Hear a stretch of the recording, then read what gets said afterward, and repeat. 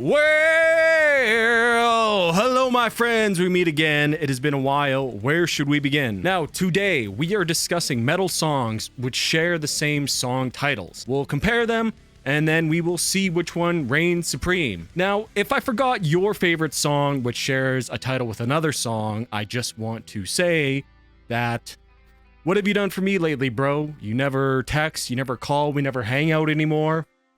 Come on by, man, don't be a stranger. Oh man, no, I'm just kidding. Leave your picks down below, and maybe when I do a part 2 to this video, I will use some of your guys' picks. Enough lollygagging, let's get on to the video here. Now, the inspiration for this video was I was watching a Bryce Talks Metal video about Dokken, which, you know, shout out to Bryce, one of my all-time favorite YouTube metal channels, where he mentioned their 1999 album Erase the Slate. And as I was checking it out, I noticed something very, very interesting. I noticed that there is a song on that album called Voice of the Soul. Of course, sharing the title with the Death classic from 1998.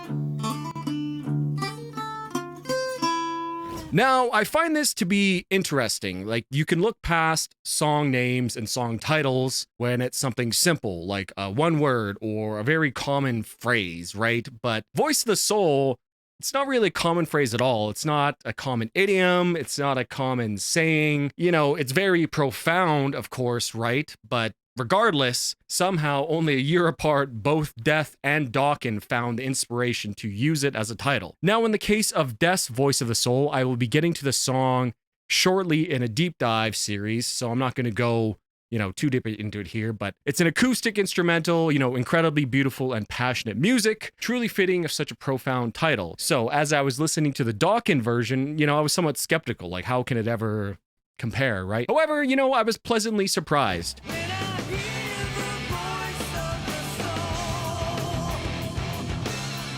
Hair metal bands past about 1992 get a bad rap often, but I thought this song was legitimately good. A nice evolution of their 80s sound, and to be honest, it sounded a lot like 90s Megadeth. Cool stuff, but, you know, of course, I'm gonna have to give it to Death, being the Death fanboy that I am, despite the fact that I do like Dokken quite a bit, but this one goes to Death.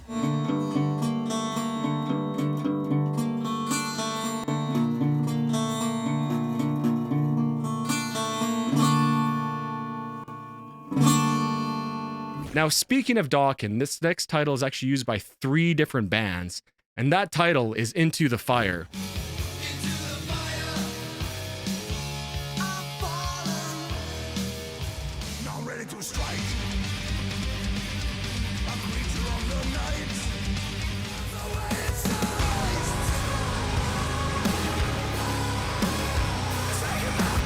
We get a nice, you know, spread of genres here. Hair metal from Dokken, you know, metalcore / modern metal from Asking Alexandria, and of course, power metal from Sabaton. Now, Into the Fire is a phrase that makes much more sense for it to be used and shared by many artists. I would say it's like a decently common phrase, and it provides great imagery as well, right? You know, going into the fire, right? You go into something hot, something difficult, something that might destroy you, right? So it makes a lot of sense. More sense than Voice of the Soul, which I think is a very niche title, I guess. And I find it very interesting that all 3 songs use the line Into the Fire as sort of the main hook of the song in the chorus.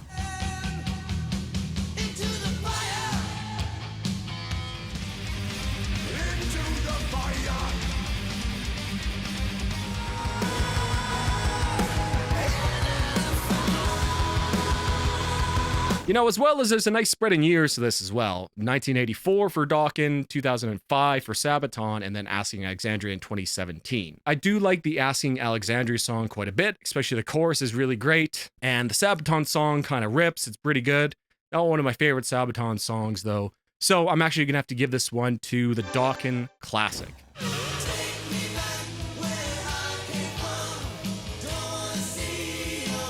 Now, the next title that we will talk about here is Devil's Island. This title is shared by 2 very different bands here this time. We have Megadeth and Architects.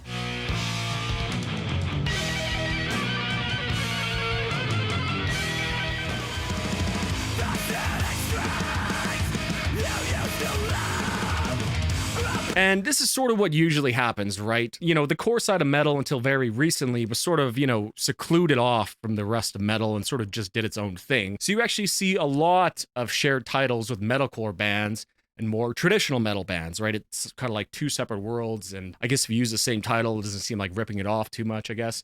Anyways, this title is interesting. Both songs sing about being trapped on an island. Megadeth seems to take the more literal historical route.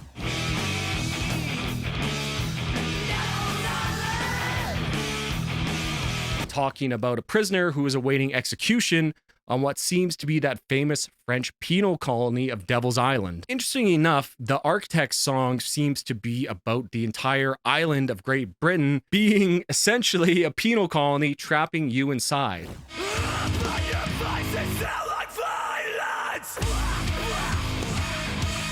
Referring basically to the great state of decay which many places in Great Britain seem to be in. So these are two very cool tracks which, despite having the same name and sort of talking about the same overall thing, being trapped on an island, take two very different approaches to it. I really enjoyed both songs, so I think this one actually will have to be a tie.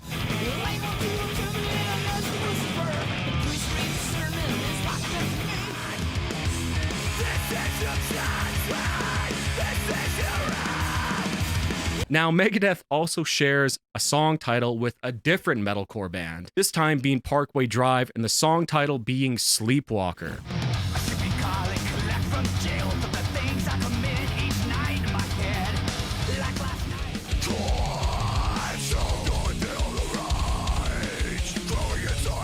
Now, you know, both songs absolutely crush. Probably one of the heaviest songs from both of these bands, and honestly a highlight from both too, right? Megadeth Sleepwalker is sort of a part of that common theme of mental illness and committing violent acts that Megadeth kind of refers to over and over.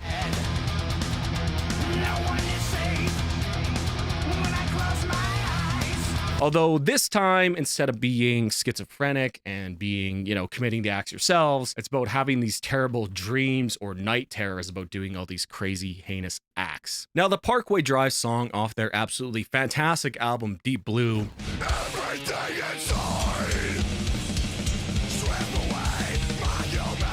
it's more so about the masses of humanity sleepwalking their way through this soulless and punishing modern reality we find ourselves in. Very, very heavy stuff, and the breakdown at the end is, oh man, it's just, mwah.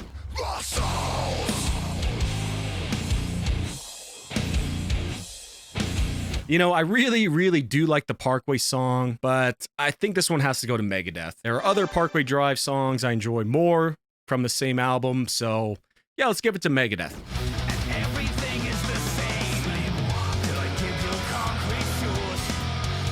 Okay. One last Megadeth song here. We have Bloody Heroes by Megadeth, as well as the band Tyr.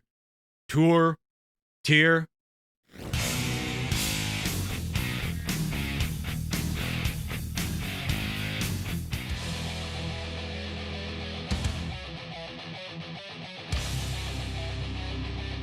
Yeah, so both of these are really cool songs, which I really enjoy. Megadeth's Blood of Heroes is off of my favorite album of theirs, Euthanasia, and it does a great job of being this sort of excellent head-bobbing track with some of Dave Mustaine's best singing ever, honestly.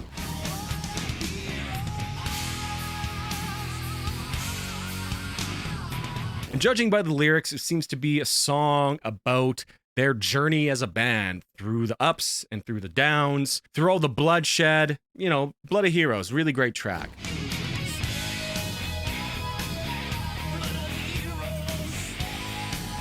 Tyr's Blood of Heroes, on the other hand, is probably my favorite song of theirs, honestly. I love that main opening riff. The verse riff is also excellent.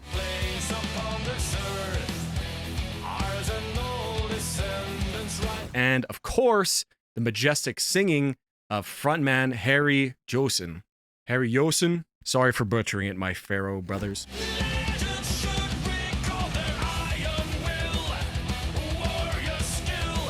This Blood of Heroes is essentially an homage to his Viking ancestors who fought far away from home, and the love that he has for them for allowing him to be born where he was born, on that beautiful place that they call the Faroe Islands. This one I have to give to the almighty Tyr. Despite the fact that I really, really love that Bloody Heroes by Megadeth, I'm gonna have to give it the tier here.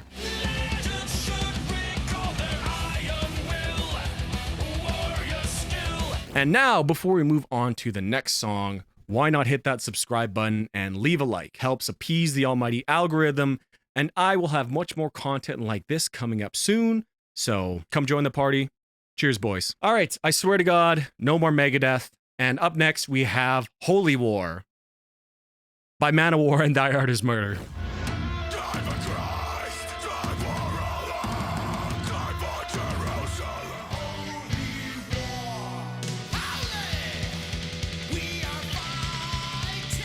See, I told you no more Megadeth. I didn't count Holy Wars as it has that extra stuff in the title. You know, it's Holy Wars, ... the punishment due. Anyways, the name Holy War for a song is an excellent choice, right? You know, that's a pretty common combination of words, very cool, you know, brings up lots of imagery. There's lots of topics to talk about as well. And honestly, it's just like a very metal title. But in the case of these two tracks, they really couldn't be further apart lyrically. Now, Die Hard is Murder's Holy War delivers an absolutely crushing deathcore anthem.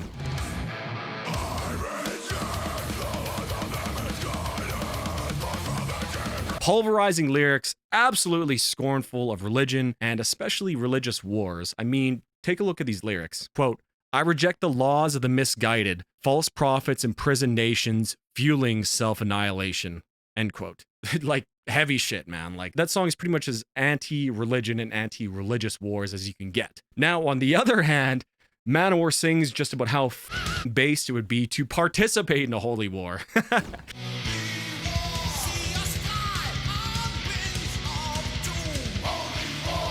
And judging by the lyrics, Eric Adams seems to suggest that he is taking part in some sort of metal holy war. You know, completely the opposite of Die Hard is Murder, which is honestly hilarious to me. Like, what a dichotomy here. You know, on one hand, the destruction, bloodshed, and hardship caused by religious wars is immense and continues on to this day. But on the other hand, you know, fighting to death with religious conviction in some sort of metal crusade with your boys seems like it'd be pretty fun, you know, I'm not gonna lie here. So, I'm going to give this to Manowar, as this is not my favorite Die Hard is Murder song, and Holy War is probably one of the better Manowar songs in their catalog. So, Manowar wins this time.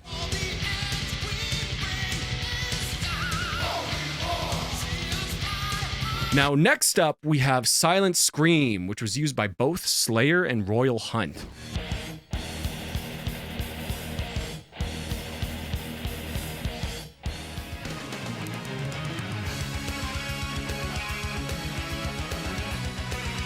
And honestly here, guys, like, any excuse I can use to mention this Royal Hunt album, which is Paradox, I will. One of my all-time favorite prog metal albums. So majestic, and the grand melodies, and just really, really fantastic lyrics and singing. The keyboard playing is excellent as well. You know, really, I cannot recommend it enough. The Royal Hunt Silent Scream is a song about a man who seems to be trapped inside a hospital bed for over 30 years.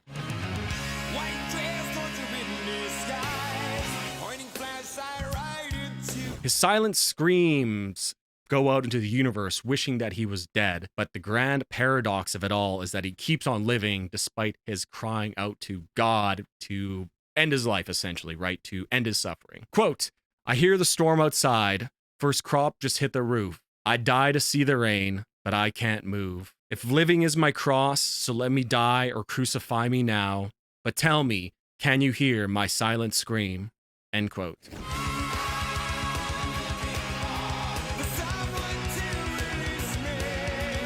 Yeah, just an excellent song and extremely catchy. I love that opening riff and the opening keyboard intro. You know, it's just great. And also extremely catchy is Slayer's Silent Scream, a song with riffs so good that Children of Bodom also covered it.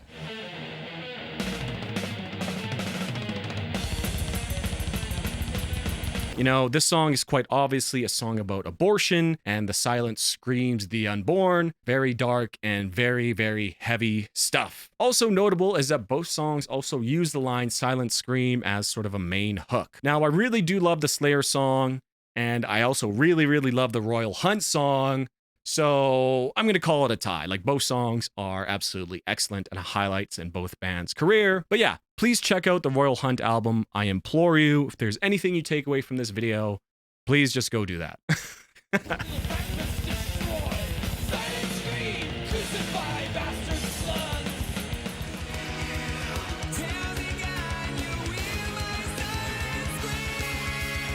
All right, so next up, we have two one-word wonders. We have the song named Cold, used by both At the Gates as well as Crossfade.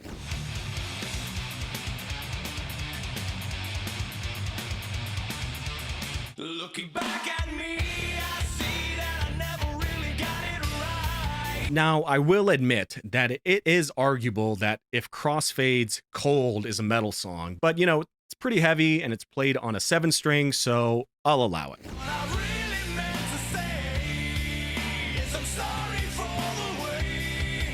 One of the catchiest songs ever written, in my opinion, one of the catchiest post-grunge, butt rock, you know, whatever you really want to call it here, filled with just fantastic singing and excellent, excellent harmonies.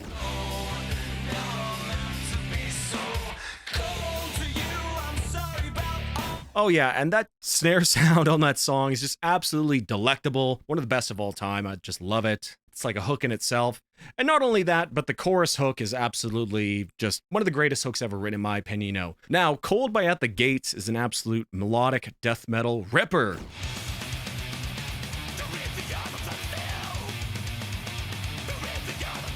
Filled with some of the best riffs ever put to tape. Yeah, I absolutely love both of these songs, so it is really hard choice here.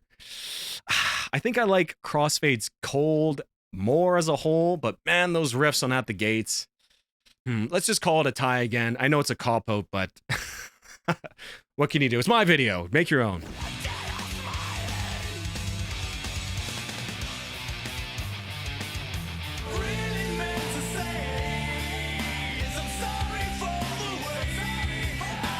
Finally, we move on to the song title Gravity. You could not be a 2010s metalcore band without having a song entitled this. For this title, we have Architects, Novelists, Wage War, A Perfect Circle, and Flesh God Apocalypse. 5 bands here.